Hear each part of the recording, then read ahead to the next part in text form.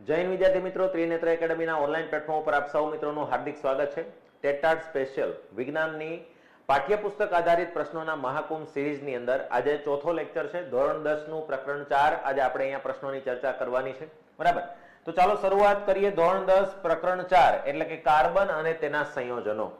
પહેલો પ્રશ્ન અહીંયા આપેલો છે, પરીક્ષામાં પૂછાઈ ગયેલો પ્રશ્ન છે. ઇથેન અણુનું આણ્વીય સૂત્ર C2H6 છે, તેમાં છ સંયોજક બંધ હોય છે, 8 સહસંયોજક બંધ હોય છે, 7 સહસંયોજક બંધ હોય છે કે 9 સહસંયોજક બંધ હોય છે. તો પહેલા તો આના વિશે આપણે જાણતા પહેલા કેટલીક બેઝિક માહિતી આપણી પાસે હોવી જરૂરી છે. જેમ કે વાત કરીએ તો અહીંયા એક વસ્તુ યાદ રાખજો, કે ઇથેન, મિથેન, પ્રોપેન એવા બધા જે નામ છે એ શું છે? તો યાદ રાખવાનું છે હાઇડ્રોકાર્બન છે. શું છે? હાઇડ્રોકાર્બન છે. અને હાઇડ્રોકાર્બન સંયોજન જે છે એમાં બે તત્વો વડે સંયોજન બને, એક હાઇડ્રોજન અને એક છે કાર્બન, બરાબર? આ વસ્તુ યાદ રાખવાની છે. બીજું, જો એક કાર્બન વાળું હાઇડ્રોકાર્બન હોય તો એને મિથેન તરીકે ઓળખવામાં આવે છે, એને મિથેન કહેવાય. બે વાળું હોય તો એને ઇથેન કહેવાય. 3 કાર્બન વાળું સંયોજન હોય તો એને પ્રોપેન કહેવાય. 4 કાર્બન વાળું સંયોજન હોય તો એને બ્યુટેન કહેવાય. 5 વાળાને પેન્ટેન કહેવાય અને 6 વાળાને હેક્ઝેન કહેવાય. આપણે હેક્ઝેન સુધી ભણશું તો પણ આપણને ઘણું બધું કામ લાગશે. બાકી આગળ આવે છે 11-12 સાયન્સની અંદર હેપ્ટેન, ઓક્ટેન, નોનેન, ડેકેન. પણ અહીંયા 1 થી લઈને 6 સુધી methane, ethane, propane, butane, pentane, hexane આ કાર્બનની સંખ્યાના આધારે એના નામ છે. જો સંયોજનમાં 2 કાર્બન હોય તો એને ઇથેન કહેવાય, 5 કાર્બન હોય તો પેન્ટેન કહેવાય. આટલું યાદ રાખો. બીજી વસ્તુ, આની અંદર 3 પ્રકારના સંયોજનો આવે. હાઇડ્રોકાર્બન જે છે એની અંદર 3 પ્રકાર આવશે. એ 3 પ્રકાર કયા કયા છે? તો એક આવશે આલ્કેન, બરાબર? એક આવશે આલ્કીન અને એક આવશે આલ્કાઇન અથવા આલ્કલાઇન પણ કે ઘણી વખત. આની ડિટેલમાં હું તમને માહિતી આપી દઉં કે અહીંયા આટલી વસ્તુ યાદ રાખવાની છે. સંતૃપ્ત હાઇડ્રોકાર્બનમાં આલ્કેન આવે અને અસંતૃપ્તમાં આલ્કીન અને આલ્કાઇન આવે. એટલે આ એક જ સંતૃપ્ત છે, આ બંને કેવા છે? અસંતૃપ્ત છે, આલ્કીન અને આલ્કાઇન. બેઝિક માહિતી સાથે આપણે વાત કરીએ તો આલ્કેન સંયોજનો છે એમાં હંમેશા એકલ બંધ હોય, નામની પાછળ એન લાગે. જો મિથેન, ઇથેન, પ્રોપેન એવા એન શબ્દ લાગે. સામાન્ય સૂત્ર છે CnH2n+2. આ બધું શું છે એની વિશે વાત કરીએ તો કાર્બનનું એક કાર્બન વાળું સંયોજન છે. કાર્બન મેક્સિમમ અથવા મિનિમમ 4 બંધ બનાવે, બરાબર? તો ચાલો, કાર્બને 4 બંધ બનાવ્યા. એની સાથે બીજું કયું તત્વ જોડાશે? હાઇડ્રોજન. તો અહીંયા બધી જગ્યાએ કોણ જોડાઈ ગયું? હાઇડ્રોજન, બરાબર? અહીંયા પણ હાઇડ્રોજન. તો હવે તમે અહીંયા જોઈ શકો છો એક કાર્બન વાળું સંયોજન છે, અહીંયા એક જ કાર્બન છે, તો આને શું કહેવાશે? મિથેન. અને આનું અણુસૂત્ર કેવું થઈ જશે? CH4. એટલે કે કાર્બનનો 1 છે અને હાઇડ્રોજનના 4 છે, બરાબર?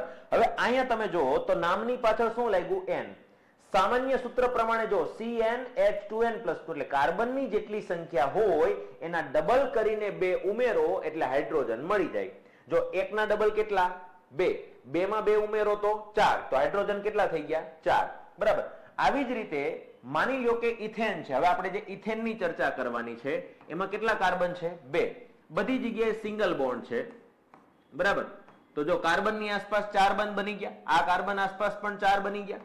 બધી જગ્યાએ કોણ જોડાઈ જશે સિંગલ બોન્ડમાં? હાઇડ્રોજન. કોણ જોડાઈ જશે? હાઇડ્રોજન. તો અહીંયા હવે તમે જોઈ શકો છો કેટલા કાર્બન વાળું સંયોજન છે? 2 વાળું. એટલે નામ કેવું થઈ જશે? ઇથેન. અને સૂત્ર કેવું થશે? C2H6. જો કાર્બનના કેટલા છે? 2 અને હાઇડ્રોજન કેટલા છે? 6. જો તમે આ સૂત્ર પ્રમાણે લાગુ પડ્યું, C2 એટલે કાર્બનના 2, 2 ના ડબલ 4, 4 માં 2 ઉમેરો તો 6. તો હાઇડ્રોજનના કેટલા થઈ ગયા? 6. એટલે આ સૂત્ર પ્રમાણે તમે કોઈ પણનું સૂત્ર મેળવી શકો, કોઈ પણના અણુસૂત્ર જાણી શકો.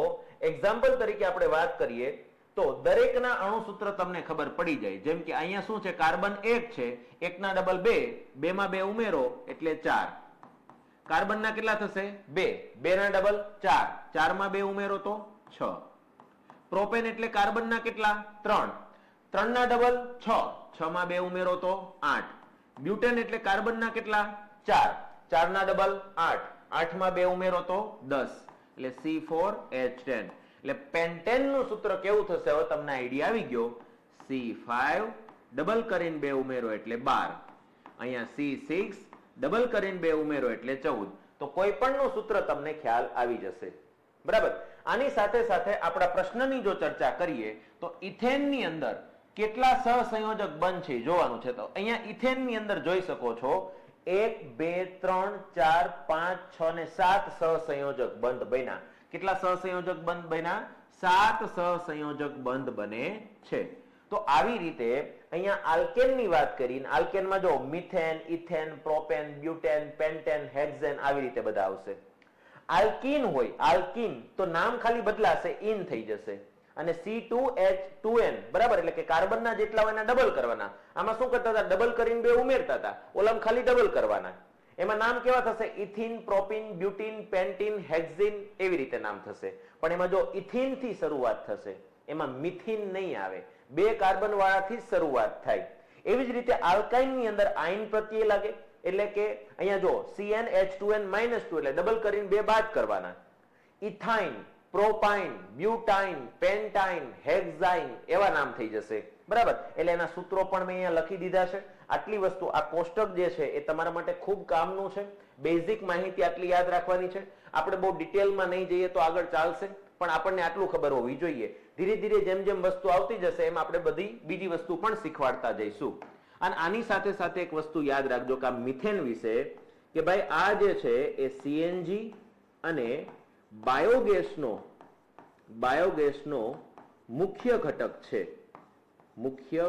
છે આ વસ્તુ યાદ રાખજો અને આવી જ રીતે જો વાત કરીએ તો બ્યુટેન એટલે કેટલા કાર્બન વાળું 1 2 3 4 કાર્બન વાળું સંયોજન બધા વચ્ચે સિંગલ બોન્ડ જો આના 4 થઈ ગયા આને 2 બંધ બની ગયા છે હવે 2 ઘટે આને 2 ઘટે આને 3 ઘટે બધી જગ્યાએ કોણ જોડાઈ જાય હાઇડ્રોજન જોડાઈ જાય બરાબર ચાલો આ બ્યુટેન નું બંધારણીય સૂત્ર કહેવાય આપણે બ્યુટેન નું અણુ સૂત્ર જાણવું હોય તો બ્યુટેન આ રીતે 4 કાર્બન વાળું સંયોજન છે એટલે બ્યુટેન જો કાર્બન ની સંખ્યા કેટલી 4 ના ડબલ 8 ને 2 10 એટલે આજુબાજુ કેટલા થશે 10 થશે જો અને આ બ્યુટેન વિશે જો વાત કરીએ તો બ્યુટેન જે છે એ LPG નો મુખ્ય ઘટક છે LPG નો મુખ્ય ઘટક કયો એવો પ્રશ્ન પૂછાય તો યાદ રાખવાનું છે બ્યુટેન જે આપણે સિલિન્ડરમાં ઘરે ભરેલો હોય તે અને LPG જે છે એમાં જે દુર્ગંધ આવે છે એ દુર્ગંધનું કારણ કોણ છે તો એમાં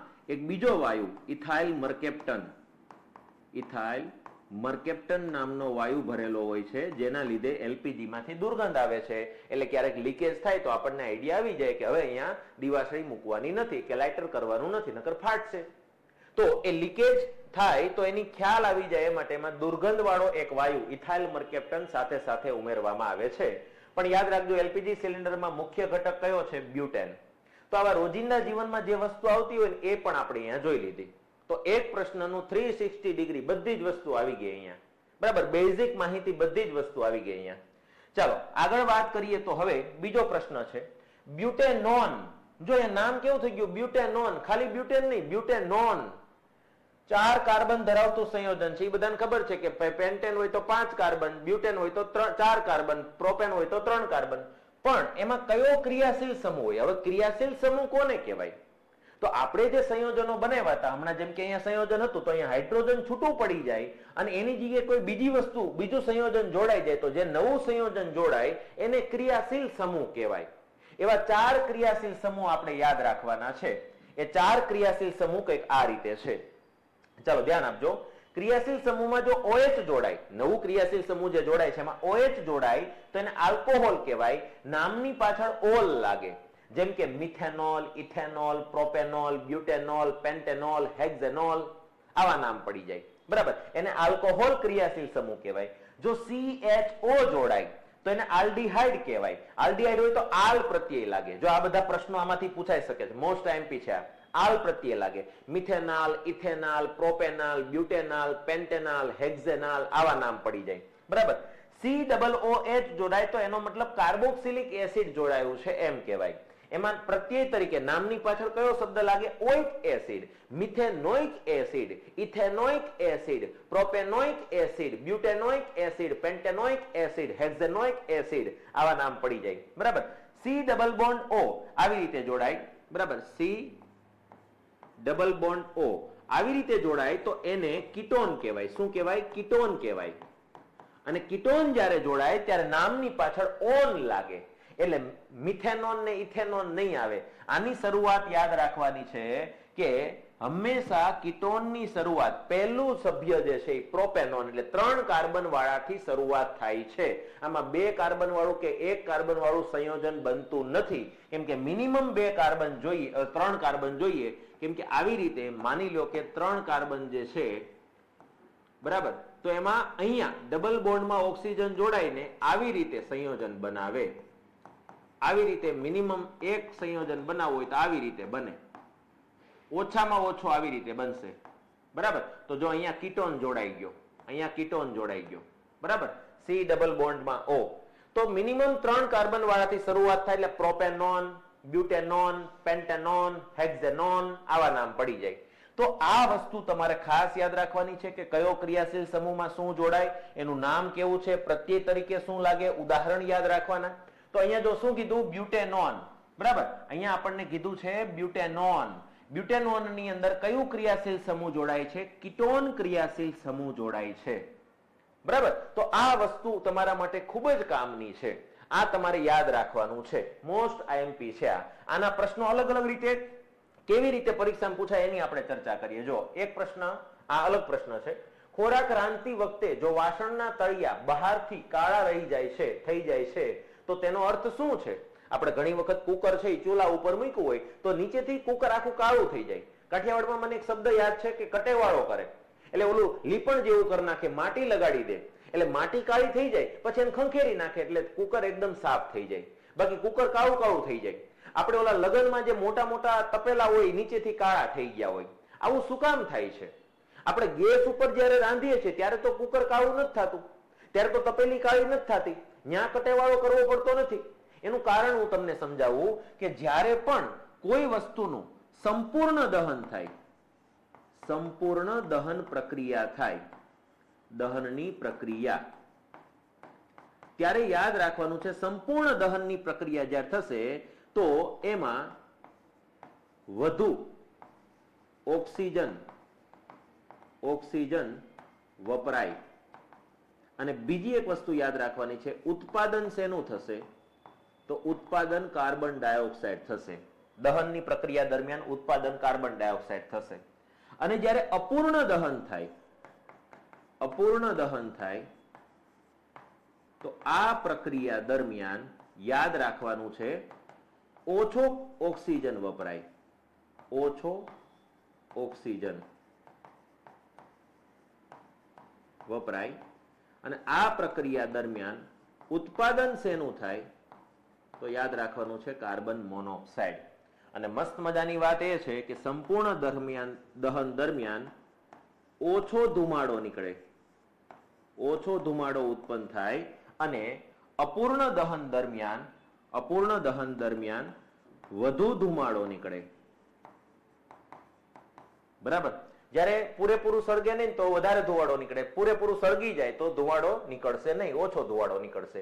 અને ધુમાડાના લીધે ખાસ કરીને આ વસ્તુ જે છે એ કાળી પડી જતી હોય છે. તો આપણો ઓપ્શન કયો સાચો છે? જો ખોરાક સંપૂર્ણ રંધાયો નથી, ના, એની યાર કોઈ લેવા દેવા નથી. બળતણનું સંપૂર્ણ દહન થતું નથી, અને સંપૂર્ણ દહન થતું નથી એટલે અપૂર્ણ દહન કહેવાય. અને અપૂર્ણ દહન દરમિયાન વધારે ધુવાડો નીકળે એટલે વાસણ કાળું થઈ જાય. બરાબર. બળતણ ભીનું છે એની યાર કોઈ લેવા દે નહીં. બળતણ સંપૂર્ણ રીતે દહન પામે, સંપૂર્ણ રીતે દહન પામે એલપીજી ની જેમ તો ધુવાડો જ ન નીકળે, તો વાસણ કાળું થાય જ નહીં. એટલે ગેસ ઉપર વાસણ કાળા નથી થતા, ચૂલા ઉપર રાંધીએ ત્યારે વાસણ કાળા થઈ જાય છે, લગ્નમાં ચૂલા ઉપર રાંધીએ ત્યારે વાસણ કાળા થઈ જાય છે. એનું કારણ છે એમાં અપૂર્ણ દહન થાય. અપૂર્ણ દહન થાય એટલે ધુવાડો વધારે નીકળે. તો આ વસ્તુ પણ તમારા માટે ખૂબ કામની છે, યાદ રાખજો. બરાબર. ચાલો નેક્સ્ટ આગળ સવાલ તરફ જઈએ. CHO ક્રિયાશીલ સમૂહ ધરાવતા પદાર્થોને કેવા સંયોજનો કહી શકાય? CHO હમણાં આપણે ઓલું આખું કોષ્ટક દર્શાવ્યું ત્યારે કીધું હતું CHO જોડાય તો એને શું કહેવાય? કયો ક્રિયાશીલ સમૂહ કહેવાય? યાદ કરો, આ કોષ્ટક છે તમારું CHO. શું કહેવાય એને? આલ્ડીહાઇડ. એટલે અહીંયા રાઈટ આન્સર શું થઈ જશે? આલ્ડીહાઇડ. એટલે આ વારંવાર તમે જોયા કરશો, તમને યાદ રહી જશે. બરાબર. ચાલો ત્યારબાદ ઓલ પ્રત્યય, જો અલગ અલગ રીતે સવાલ પૂછે છે. ઓલ પ્રત્યય કયા સમૂહના નામકરણ સાથે જોડવ? ઓલ ક્યારે લાગે? મિથેનોલ, ઇથેનોલ, પ્રોપેનોલ, બ્યુટેનોલ, પેન્ટેનોલ, હેક્ઝેનોલ, આવી રીતે ઓલ ક્યારે લાગે? તો આપણને ખબર છે જ્યારે આલ્કોહોલ ક્રિયાશીલ સમૂહ જોડાય ત્યારે. અને આલ્કોહોલ ક્રિયાશીલ સમૂહનું સૂત્ર કેવું છે? OH. બરાબર. એટલે રાઈટ આન્સર કયો થઈ જશે? OH. જોઈ લો અહીંયા, OH આલ્કોહોલ ઓલ પ્રત્યય લાગે. બરાબર. તો પ્રત્યયના આધારે, નામના આધારે ગમે તે રીતે પ્રશ્ન પૂછી શકે. જેમ કે જો આ મસ્ત પૂછો આપણે, નીચેના પૈકી કયા ક્રિયાશીલ સમૂહનું સંયોજન ઓછામાં ઓછા 3 કાર્બન પરમાણુ ધરાવતું હશે? આપણે એ શીખવાયું હતું મિનિમમ 3 કાર્બન થી શરૂઆત થાય. યાદ કરો, પ્રોપેનોન, બ્યુટેનોન, પેન્ટેનોન, હેક્ઝેનોન. એટલે એને કીટોન ક્રિયાશીલ સમૂહ કહેવાય. અને કીટોનમાં શું જોડાશે? C double bond O. બરાબર. એ તમને અહીંયા દેખાડેલું છે કે કીટોન હોય, કીટોનની અંદર મિનિમમ 3 કાર્બન થી શરૂઆત થાય પ્રોપેનોન. અને પ્રોપેનોન વિશે થોડીક વાત કરીએ તો પ્રોપેનોનનું અણુસૂત્ર જે છે એ કંઈક બંધારણીય સૂત્ર છે એ કંઈક આવું છે. ડબલ બોન્ડમાં O, અહીંયા બધા સિંગલ બોન્ડની અંદર હાઇડ્રોજન. બરાબર. આ એનું બંધારણીય સૂત્ર થયું. એના અણુસૂત્રની વાત કરીએ, પ્રોપેનોન આ રોજિંદા જીવનમાં વપરાય છે એટલા માટે આપણે ચર્ચા કરીએ છીએ. CH3, જો આ CH3, CO, આ CO અને પાછું CH3, એટલે આને કહેવાય પ્રોપેનોન. આ એનું અણુસૂત્ર છે. અને પ્રોપેનોન છે એનું એક નામ, સામાન્ય નામ યાદ રાખવાનું છે. પ્રોપેનોનનું સામાન્ય નામ શું છે? બરાબર. એનું સામાન્ય નામ યાદ રાખવાનું છે. એને કહેવાશે એસિટોન. શું કહેવાશે? એસિટોન. આના એસિટોનનો ઉપયોગ તમને બધાને ખ્યાલ છે. આનો ઉપયોગ કઈ જગ્યાએ થાય છે? તો બહેનોને ખાસ ખબર હશે, નેલ પોલિશ રિમૂવર તરીકે. નેલ પોલિશ રિમૂવર તરીકે આ એસિટોનનો ઉપયોગ થાય છે. બરાબર. ઓલું ઠંડુ ઠંડુ લાગે તે નખમાંથી નેલ પોલિશ દૂર કરવી હોય તો એસિટોન વપરાય. તો એસિટોન છે એ હકીકતમાં શું છે? પ્રોપેનોન. CH3COCH3. પ્રોપેનોન એ કીટોન ક્રિયાશીલ સમૂહ વાળું સંયોજન છે. અને કીટોનનું પહેલું સભ્ય છે. કીટોન ક્રિયાશીલ સમૂહનું પહેલું સભ્ય કયું? પ્રોપેનોન. 3 થી શરૂઆત થાય. બરાબર. તો આ રોજિંદા જીવનમાં ઉપયોગી છે, આમાં પણ યાદ રાખવાનું છે. ચાલો નેક્સ્ટ આગળ વધીએ. આલ્ડીહાઇડ કયો ક્રિયાશીલ સમૂહ હોય છે? આલ્ડીહાઇડમાં કયો ક્રિયાશીલ સમૂહ હોય? હવે તો કોષ્ટક તમને પાકું થઈ ગયું છે. આલ્ડીહાઇડની અંદર કયો ક્રિયાશીલ સમૂહ આવશે? તો તમને ખબર છે CHO. આલ્ડીહાઇડ, જો આલ્ડીહાઇડમાં કયો ક્રિયાશીલ સમૂહ આવે? CHO. એટલે આ કોષ્ટકના આધારે તમને નિત નવીન કેટલાય સવાલો બનાવીને પૂછી શકે છે. એટલે આપણે બધું જ યાદ રાખવાનું છે. બરાબર. ચાલો ત્યારબાદ આગળ વધીએ. OH ક્રિયાશીલ સમૂહ ધરાવતો પદાર્થ કયો છે? OH વાળો. OH વાળો તમને ખબર છે એને શું કહેવાશે? આલ્કોહોલ. OH વાળો એને શું કહેવાય? આલ્કોહોલ. બરાબર. જો OH વાળાને શું કહેવાય? આલ્કોહોલ. જે મિત્રો દ્રોણાચાર્ય બેચમાં અત્યારે ભણી રહ્યા છે એના માટે નવીન નથી, પણ જે મિત્રો હજી દ્રોણાચાર્ય બેચ નથી લીધી એના માટે વાત છે કે TET special, TET 1, 2, secondary, higher secondary બધી જ પરીક્ષાઓની એક જ બેચમાં તૈયારી કરવી હોય તો એ છે Dronacharya batch. Live plus recorded સ્વરૂપે પ્રિલિમ્સ અને મેન્સ બંનેની તૈયારી કરવામાં આવશે, જેમાં શિક્ષક અભિયોગ્યતા, ગણિત, રીઝનિંગ, ગુજરાતી વ્યાકરણ, અંગ્રેજી વ્યાકરણ, સામાન્ય જ્ઞાન એટલે કે જીકે, વર્તમાન પ્રવાહ, કરંટ અફેર આ બધી જ વસ્તુ ભણવામાં આવશે. ગુજરાતી ભાષા, અંગ્રેજી ભાષા મતલબ નિબંધ છે, એસે છે, આ બધી જ પાર્ટ 2 ની જે લેખિતની પરીક્ષાની તૈયારી છે એ પણ કરાવવામાં આવશે. સાથે સાથે ટેસ્ટ અને મટીરીયલ પણ ફ્રીમાં આપવામાં આવશે. આ બધી જ વસ્તુ 45% ઓફ. જ્યાં સુધી ટેટની પરીક્ષાના ફોર્મ ભરાવાના શરૂ નથી થતા ત્યાં સુધી આ ઓફર છે. 45% ઓફ. દ્રોણા કરીને કૂપન કોડ નાખશો એટલે 2199 માં તમને આખી બેચ મળશે. અને પ્લસ આની મહત્વની વસ્તુ એ છે કે 6 મહિના માટે કે વર્ષ દિવસ માટે નહીં, પૂરી તમારી પરીક્ષા પૂરી ન થઈ જાય ત્યાં સુધીની વેલિડિટી છે. એટલે વેલિડિટી ખાસ યાદ રાખજો, પરીક્ષા સુધીની છે. આ 2199 તમારે એકવાર ભરવાના છે, જ્યાં સુધી તમારી પરીક્ષા ના આવે ત્યાં સુધીની વેલિડિટી રહેશે. એટલે 6 મહિના કે 1 વર્ષ માટે નહીં. માની લો કે પરીક્ષા લેટ થઈ તો પણ ચિંતા કરવાની જરૂર નથી, પરીક્ષા સુધીની વેલિડિટી છે. વધારે કઈ માહિતી આના વિશે જોઈતી હોય તો આ નંબર ઉપર કોન્ટેક્ટ કરજો અને પ્લે સ્ટોરમાં જવાનું છે, ત્રિનેત્ર ઓનલાઈન એપ્લિકેશન ડાઉનલોડ કરવાની છે, દ્રોણાચાર્ય બેચ લેવાની છે ને આજથી જ તમારી તૈયારી શરૂ કરવાની છે. આજથી તૈયારી શરૂ કરશો તો પરીક્ષા જ્યારે આવશે ત્યારે ફટાફટ જે ફોર્મ ભરાવાની પ્રક્રિયા અને પરીક્ષાની પ્રિલિમ્સ ને મેન્સ ને તો ત્યારે ટાઈમ નહીં રહે. તો એના કરતા અત્યારથી જ તમારી તૈયારી શરૂ કરો તો ધીરે ધીરે તૈયારી કરો ને તો પણ ત્યાં સુધી તમે સંપૂર્ણ તૈયારી કરી શકો ને રિવિઝનનો પૂરેપૂરો ટાઈમ મળે. બરાબર, એટલે દ્રોણાચાર્ય બેચ લ્યો અને ટેટની પરીક્ષાની તૈયારી શરૂ કરો અને તમારું સરકારી શિક્ષક બનવાનું સપનું સાકાર કરો. બરાબર, ચાલો આગળ વધીએ. ફોર્મિક એસિડમાં કેટલા કાર્બન હોય છે? હવે આ ફોર્મિક એસિડ શું છે તો યાદ રાખજો, ફોર્મિક એસિડની જો કેટલીક વાત કરીએ, આ ફોર્મિક એસિડની વાત કરીએ તો ફોર્મિક એસિડ શું છે એની કેટલીક ચર્ચાઓ કરીએ. પહેલા તો યાદ રાખવાનું છે ફોર્મિક એસિડ જે છે એનું રાસાયણિક નામ શું છે? રાસાયણિક નામ શું છે તો યાદ રાખવાનું છે methanoic acid. Methanoic acid, methanoic acid એ જ ફોર્મિક એસિડ છે. એનું સામાન્ય નામ ફોર્મિક એસિડ, રાસાયણિક નામ મિથેનોઇક એસિડ. આમાં કયો ક્રિયાશીલ સમૂહ જોડાયેલો હોય છે? ક્રિયાશીલ સમૂહ કયો જોડાયેલો હોય છે તો તમને ખ્યાલ છે કાર્બોક્સિલિક એસિડ. Carboxylic acid. અને કાર્બોક્સિલિક એસિડ જોડાય ત્યારે તમને ખબર છે શું જોડાય? COOH. આ રીતે જોડાશે. બરાબર, હવે જો આપણે એના વાત કરીએ બંધારણીય સૂત્રની, બંધારણીય સૂત્રની ચર્ચા કરીએ તો એનું બંધારણીય સૂત્ર કેવું થશે તો એક કાર્બન વાળું સંયોજન છે, ડબલ બોન્ડમાં એક જગ્યાએ ઓક્સિજન જોડાશે અને સિંગલ બોન્ડમાં OH જોડાશે. એટલે આ થઈ ગયું COOH એટલે કાર્બોક્સિલિક એસિડ જોડાઈ ગયું. હજી એક બંધ છે તો ત્યાં કોણ જોડાશે? હાઇડ્રોજન. બરાબર, હવે જો આપણે એને વાત કરીએ તો એનું અણુસૂત્ર શું થશે? એનું અણુસૂત્ર કેવું થશે તો અણુસૂત્ર અહીંયા યાદ રાખવાનું છે HCOOH. આ કાર્બોક્સિલિક એસિડમાં મિથેનોઇક એસિડ એટલે કે ફોર્મિક એસિડનું અણુસૂત્ર થઈ ગયું. બરાબર, હવે તમને અહીંયા જે પ્રશ્ન પૂછ્યો છે એ પ્રશ્ન કેવો છે તો તમે જોઈ શકો છો કાર્બનની કેટલી સંખ્યા આવે તો જો ફોર્મિક એસિડમાં કાર્બન કેટલા આવે? એક જ કાર્બન આવે. તો અહીંયા રાઈટ આન્સર શું થઈ જશે? એક કાર્બન વાળું સંયોજન છે. કદાચ અહીંયા આપણને એવું કીધું હોત કે ઇથેનોઇક એસિડમાં કાર્બન કેટલા આવે તો 2. ઇથેનોઇક એસિડ એટલે એસિટિક એસિડ, આ યાદ રાખજો. અને હા, એક બીજી ચર્ચા પણ સાથે સાથે કરી લઈએ કે આ ફોર્મિક એસિડ જે છે એ કીડીના ડંખમાં હોય છે અને હજી એક છે કોવચના ડંખમાં. 10મા ધોરણના પાઠ્ય પુસ્તકમાં આપેલું છે એક વનસ્પતિ છે, એના પાંદડા જે છે એ કોવચ નામની વનસ્પતિના પાંદડામાં પણ ફોર્મિક એસિડ હોય અને એ પાંદડું જો શરીરને અડી જાય તો કીડી જેવી રીતે કરડે અને બળતરા થાય એવી જ બળતરા એ પાંદડા અડવાથી થાય. તો ફોર્મિક એસિડ કીડીના ડંખમાં અને કોવચના ડંખમાં હાજર હોય છે. તો આ બધી જ માહિતી આપણે અહીંયા યાદ રાખવાની છે. આમાંથી ગમે ત્યારે ગમે તેવો પ્રશ્ન પૂછી શકે છે. બરાબર, ચાલો નેક્સ્ટ આગળ વધીએ. ખોરાક સંરક્ષક તરીકે કયો પદાર્થ ઉપયોગી છે? ખોરાક સંરક્ષકનો મતલબ શું થાય? બરાબર, એના વિશે વાત કરીએ તો ખોરાક સંરક્ષક પ્રિઝર્વેટિવ પદાર્થ, પ્રિઝર્વેટિવ પદાર્થ. બરાબર, જેમ કે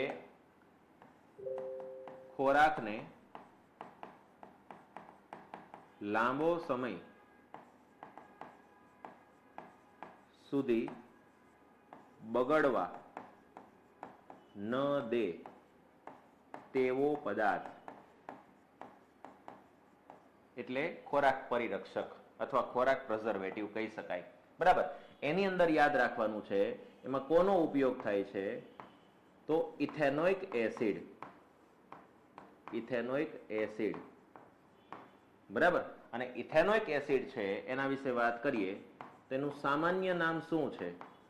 સામાન્ય નામ શું છે તો એસિટિક એસિડ. Acetic acid. બરાબર, અને એસિટિક એસિડ છે એમાં કયો ક્રિયાશીલ સમૂહ જોડાય તો હવે તમને ખ્યાલ આવી ગયો છે. ઓઇક એસિડ લાગ્યું ને એટલે ક્રિયાશીલ સમૂહ કયો હશે? Carboxylic acid. Carboxylic acid. અને કાર્બોક્સિલિક એસિડ જોડાય ત્યારે તમને ખબર છે શું જોડાશે? COOH. પણ અહીંયા ઇથેનોઇક એસિડ છે એટલે એનું બંધારણીય સૂત્ર કેવું થશે એની વાત કરીએ. બંધારણીય સૂત્ર કેવું થશે? તો જો બે કાર્બન વાળું સંયોજન છે, કોઈ એક કાર્બન સાથે ડબલ બોન્ડમાં O અને સિંગલ બોન્ડમાં OH અને આવી રીતે જોડાશે તો આ COOH થઈ ગયું. હવે અહીંયા જે છે એ બાકીના જે બંધ બને છે ત્યાં હાઇડ્રોજન જોડાવાનું છે. તો હવે તમને આનું અણુસૂત્ર ખબર પડી જશે. આનું અણુસૂત્ર કેવું થશે? તો આનું અણુસૂત્ર તમને ખ્યાલ આવી ગયો. જો CH3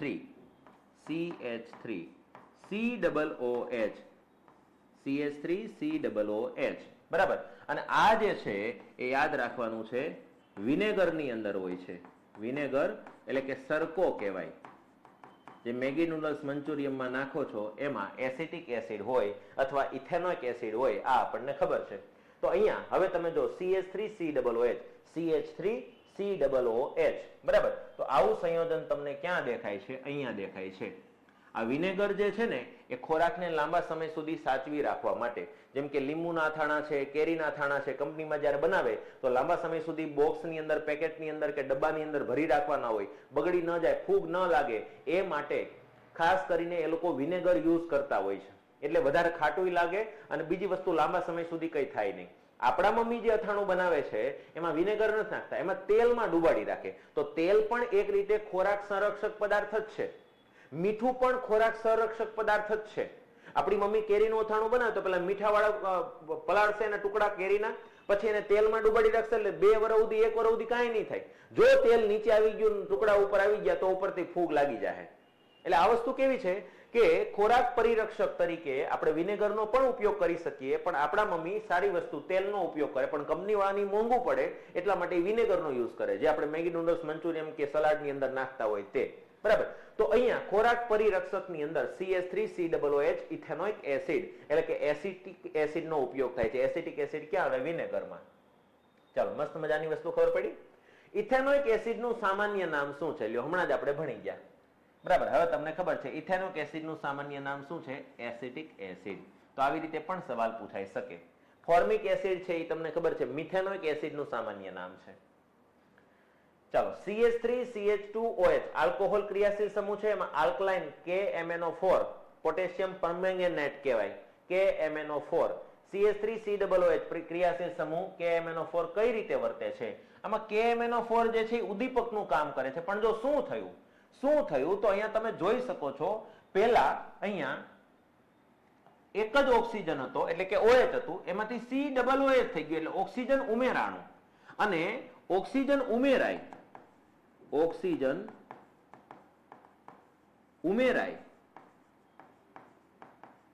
તો એવી પ્રક્રિયાને આપણે ઓક્સિડેશન કહીએ છીએ. શું કહીએ છીએ? ઓક્સિડેશન. જો ઓક્સિજન ઉમેરાય તો ઓક્સિડેશન કહેવાય, હાઇડ્રોજન ઉમેરાય તો રિડક્શન કહેવાય. બરાબર. તો આ પ્રક્રિયામાં ઓક્સિડેશન થયું અને કોના દ્વારા થયું? તો KMnO4 દ્વારા. ઓક્સિડેશન એના દ્વારા થયું તો એને ઓક્સિડેશન કર્તા તરીકે ઓળખવામાં આવશે. ઓક્સિજન ઉમેરાણું એટલે ઓક્સિડેશન કોણે કર્યું? KMnO4 પોટેશિયમ પરમેંગેનેટ કહેવાય. એટલે એના દ્વારા ઓક્સિડેશન થયું એટલે એને ઓક્સિડેશન કરતા કહેવાય. એના દ્વારા રિડક્શન થાય તો એને રિડક્શન કરતા કહેવાય. બરાબર. તો ઓક્સિડેશન કરતા તરીકે એને કામ કર્યું છે. આવી વસ્તુ પણ લોજિકથી આપણે લગાવી શકીએ છીએ. ચાલો, મસ્ત મજાની વસ્તુ છે. તેલની પેલેડિયમ અને નિકલ ઉદ્દીપકની હાજરીમાં હાઇડ્રોજન સાથેની પ્રક્રિયાથી ચરબી બને તે શેનું ઉદાહરણ છે? પેલા તો યાદ રાખજો, આ જે પ્રક્રિયા તમને કીધી ને કે વનસ્પતિ તેલમાંથી હાઇડ્રોજન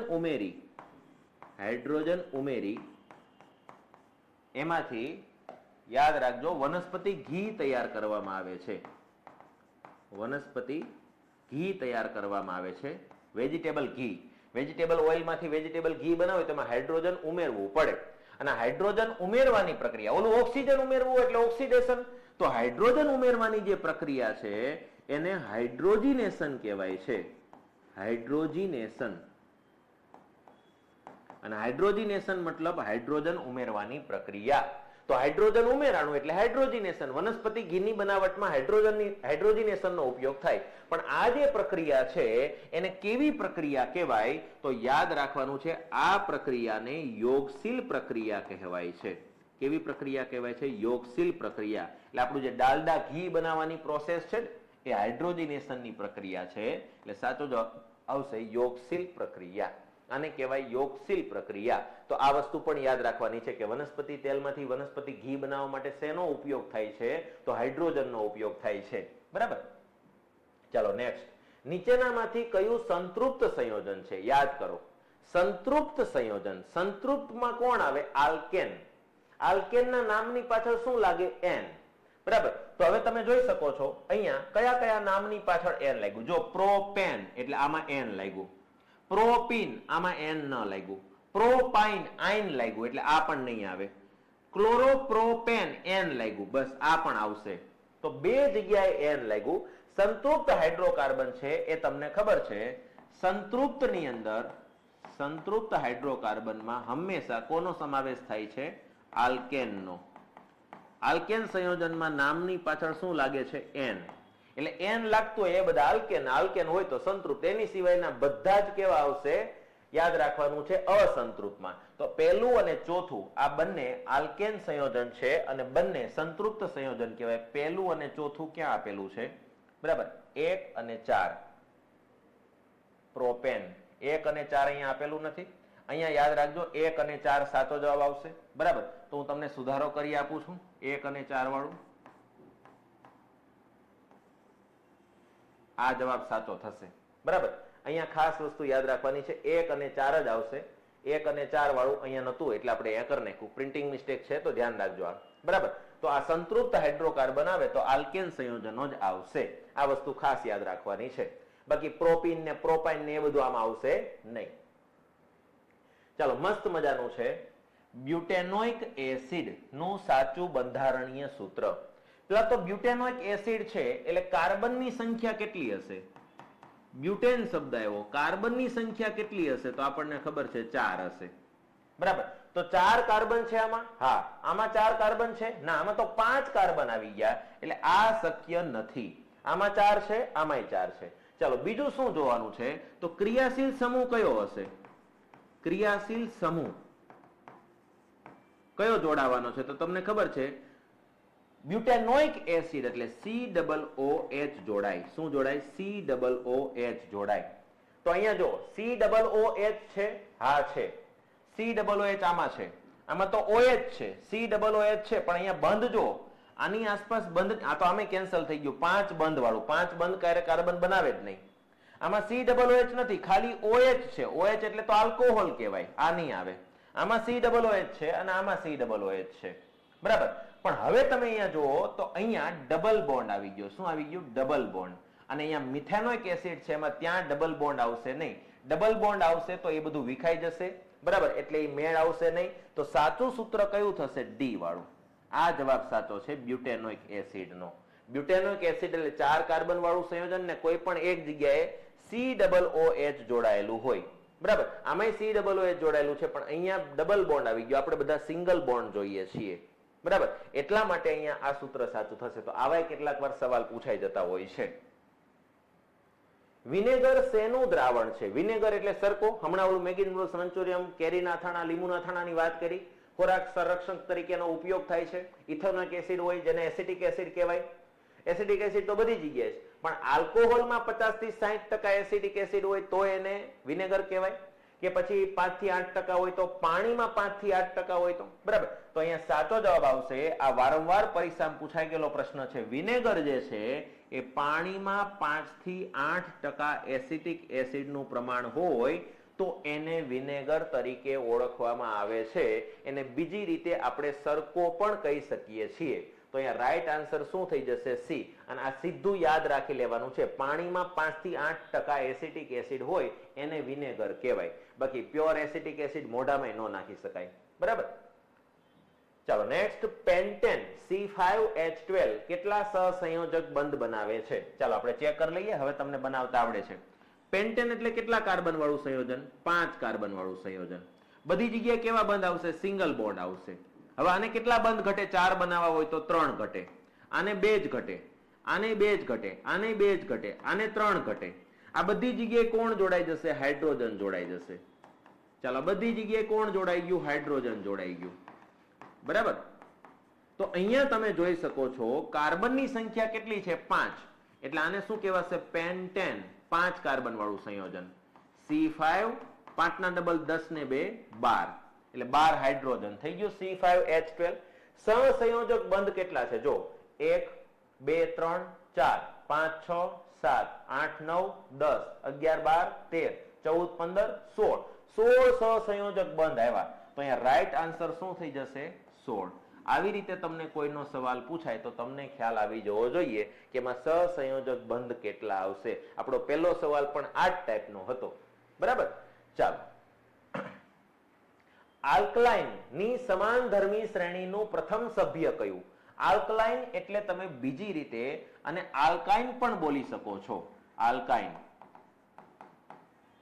અને મેં તમને આખું કોષ્ટક દેખાડ્યું હતું. Alkane, alkyne, alkyne.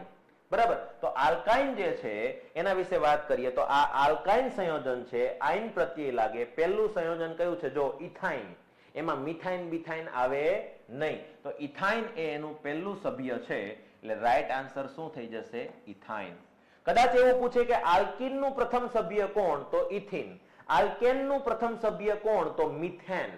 આવા નામ પણ અહીંયા યાદ રાખવાના. પહેલા સભ્ય પણ છેલ્લા નહીં મળે, પહેલા મળશે. એટલે આ વસ્તુ યાદ રાખવાની છે. બરાબર. તો આ રીતે આપણે ધોરણ 10 ના પ્રકરણ 4 કાર્બન અને તેના સંયોજનોના પ્રશ્નોની ચર્ચા કરી અને ઘણી બધી વસ્તુ આપણે નવીનતમ જાણી. કેટલી વસ્તુ એવી જોઈ કે જે આપણી પરીક્ષા લક્ષી હતી અને એમાં આપણને ઘણી બધી વસ્તુ કામની છે. તો રિવિઝન કરજો, નોટ બનાવજો અને આવી જ રીતે સિરીઝમાં જોડાયેલા રહેજો. 10મું ધોરણ આખું તમારું કમ્પ્લીટ થઈ જશે. પછી 9મું ધોરણ, પછી 8મું ધોરણ, પછી 7મું, પછી 6ઠું. આવી રીતે કન્ટિન્યુ ચાલવાની છે આ સિરીઝ. બરાબર. તો સિરીઝ સાથે જોડાયેલા રહેજો. મેક્સિમમ મિત્રોને આ વિડીયો વિશે જાણ કરજો. બરાબર. તો ફરી પાછા મળીશું ધોરણ 10 ના પ્રકરણ 5 સાથે. ત્યાં સુધી જય હિન્દ, જય ભારત.